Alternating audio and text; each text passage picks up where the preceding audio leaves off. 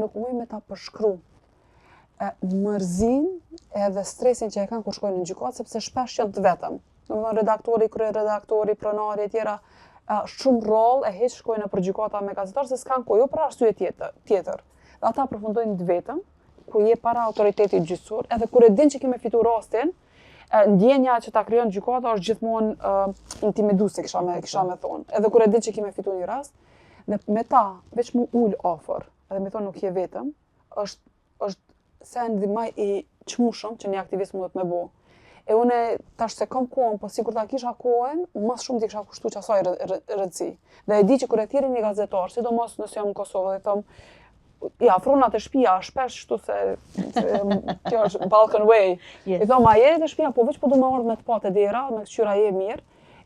Tash e di, se se kom bo me ma vlerësu, po tash ma vlerësoj mas shumë ti. Po kur jam kohën në momentet mas vështira, e ka ardhë flutra ose ka ardhë se dhe ka dhe aktivista tjerë, edhe kanë thonë që si e vetëm.